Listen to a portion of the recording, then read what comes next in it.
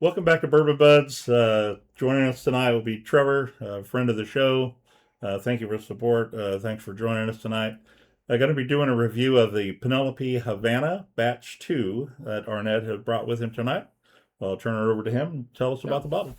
So this is, as he said, it's the Havana Batch 2, which I'm lucky enough to get a hold of. It's their straight bourbon whiskey finished in maple syrup and rum barrels and double cask finished. So it's 96.5%, 95 proof, and it's very delicious. It's probably my favorite, maybe next to Rio. I'm not sure. I'd have to try them next to each other, but it is very tasty. You can definitely smell the maple on it. Yeah, you can smell the sweetness. Oh wow, Uh-huh. that went down easy. Mm-hmm. That's so good. Yeah, it's almost like a cocktail in a glass. It's so sweet with that maple syrup and that rum. Like they just complement it so well. Definitely so good. leaves the sweetness on the tongue. Mm-hmm. But this flavor is nice. Oh, it is. See, you can taste the maple and the rum. It's just like I say, it has a complements good well. texture. It does. It's got a good Good it's got a good feel. mouthfeel to it. Like it's not super thick, but it's not real thin. It's got a nice thickness to it, like a good mouthfeel to it.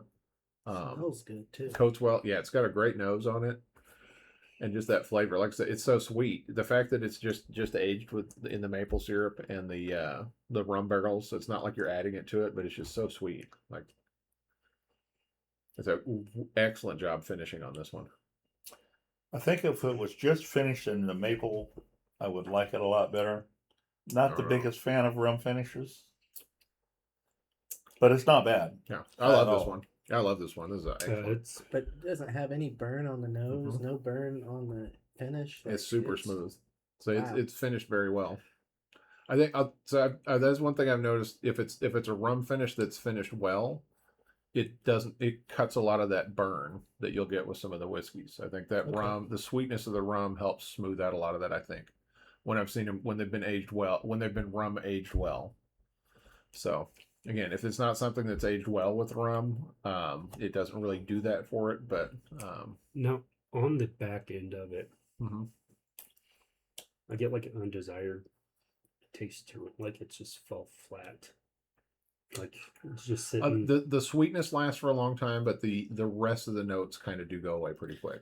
It kind of reminds me of French toast. It's got that maple flavor with a little powdered sugar on it. It's like it punches you up front, the maple and the rum. Yeah, it doesn't. The sweetness will sit there a little bit for a while, but the rest of the flavor, like I said, it's not. There's not a lot of after. Like some of those linger for so long with the flavors. This one does go away fairly quickly. That's the only thing that I do not like about it. It goes away so fast. Mm-hmm. I mean, yeah, agreed. The finish is not really long. Yeah, no, but it's got like a quality of it where it's like, oh, I want to get right back to that. I want to just take another sip again pretty quick. Mm-hmm. Sometimes I drink one and it's like, ooh, okay, take a minute before we get back to that. This is great. Very pleasant. I definitely, if I got this at the Hy-Vee raffle. So I got it for, was it like 80, 70, 75, 80, something like that. I would 1,000% pay that again, and I wish I had another bottle because I'm sure this one is not going to last for a long time. I wouldn't overpay. I've had a chance. A guy messaged me wanting, asking me if I wanted to buy one for 140. That's crazy. Now that I've had it, I don't think it's worth. I might do over 80. I might do 100 if I saw it again and I didn't have one and I wanted it again, but that would be top end. Yeah, I agree with you. Would definitely get it for that. I am not a big fan of paying secondary prices for any whiskey. Hate it. I will pay over MSRP a little bit for something I really want, but not a secondary. Not over secondary. When you're getting to almost doubling the price, it's beyond. My Stag bottle, it's a $60 bottle, and I paid $99 for it. I'm happy with it. Well, you didn't have paid any more. That was your first one too, right? Correct. Yeah, so sometimes just to have one in your collection, you'll spend a little more. If it's your first one, you really want something you really want. I would spend $99 on Stag. Oh yeah, but Stag's also just delicious. Stag's really good. Now, if we're talking, this was the Penelope Rio honey and amber bottle. I would overpay for that because it's worth it to I'm me. not going to second. I would overpay a little bit, but not secondary. Principle will not pay secondary. I will not pay secondary for out of principle. So, but agreed.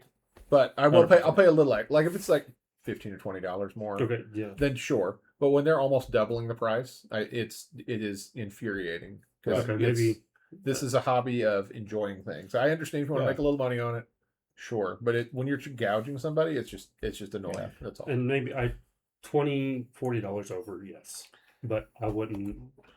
I mean, I think the Rio would be. And I have never ever resold a bottle. Every bottle that I've ever bought has been opened and shared. Yeah, I've given away several. Oh yeah, absolutely. Yes. I've given a gift. Yeah, I've given gifts, that kind of thing. But that's completely different. And, but yeah, I've sold bottles like if somebody doesn't have it, like you with the 107, you didn't have 107. I sold it at MSRP. But yeah, well that's almost like that is almost like a gift. Yeah, at that point because it's something to where you're not losing money on it, but it's something to where you're sharing that gift to somebody else. You're not gouging them. Right. And, we all do the same thing. None of us sell alcohol, by the way. Yeah, no, none of us. So. If I'm out at a liquor store and I see something that's interesting, I'll send these guys a photo. Hey, pick that up for me. I don't mind to do that at all. They do the same for, we do the same for each other. Allan brought back a bottle of Eagle Rare for me from Louisville on his trip, MSRP. It's absolutely appreciate that. So, it's all about the camaraderie and the collaboration of enjoying whiskey with each other. And, we're not out to make a buck on one another. So, cool. All right. That was really good. I like that. Well, let's give this bottle a rating. Allan, what do you think? I think it just falls right there at 5.0 for me. Man, I don't know. He's pretty rough. That's fine. I really, really like this. I wish I had another bottle. I'm like 8.5. So I really like this one a lot. I would definitely. Now, again, I wish it had a longer flavor to it, but I really enjoy the flavor on it. I like it a lot. So okay, maybe I was a little bit rough. That's okay. You only offended me a little bit. Give it a 7. I was gonna say you don't have to change. No, I was a little bit.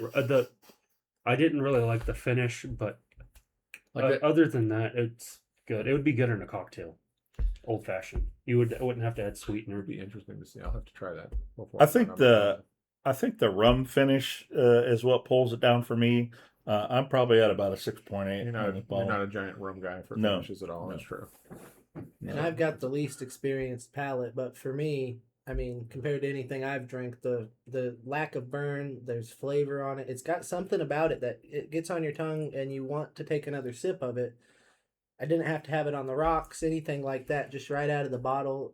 I don't know how I assume it does get better, but that's going to be up there on my list of things that I've tried before. So if I had to put a number to it, I guess I'd say 8.5, just to leave room for something better to come along. But it's pretty great. Yeah, definitely worth a buy, especially if you can get an MSRP. Yeah, I would certainly buy a bottle for myself if I could find it at that. But just have the whole Penelope collection. And now that you say that, I think the rum is what kills it. You're not a rum guy. That's what I think. I love the rum. I love rum finishes, but I think in this case with the maple syrup, it just I think the rum with the maple just doesn't cross well. I mean, it's okay. You have to be wrong. It's fine. I mean, just like the Starlight Amberana with rum. The Starlight Amberana on its own, but then the Amberana with the rum are really kind of because they're both away from it. They're both sweet. Yeah, one's got to cancel out, and it's the maple syrup at the end. It's canceling out to the rum. I feel like, to me at least. Okay. All right. It's still a good bottle. No, yeah. I wouldn't be. Okay. I wouldn't turn down a pour. I'll cry later. It's fine. I wouldn't turn down a pour for somebody offered it to me. Yeah. All right. And I certainly wouldn't turn down the bottle at MSRP if I had the chance to buy it. I would certainly buy it. It's way well worth it. Like I would love to have a second bottle. Like I say, I'm sure that one's going to get drank for too long. It's going to definitely go to the next bottle shares and stuff I go to. It's going to, it's already. I just bought it not like 2 weeks ago. 2 weeks ago, and it's already there. Yeah, and it hasn't. It's only been I've drank it out of it, and then I took some of it with me to a conference, and me and one other guy drank from it. So it's going down pretty quickly. For bottles for me. Yeah, I could sip on that all night. It's definitely good. Yeah, I'm very happy with it. All right, guys. Well, that'll do it for our review of the Penelope Havana. Let us know what you think of this bottle. Drop a comment down below, or any other Penelope bottles that you think are banger bottles. Would like to review those as well. So don't forget to check out our social medias, Facebook, Instagram, and TikTok. For now, I'm Jerry. I'm Allan. Arnet. I'm Trevor. Keep on sipping. Please drink responsibly.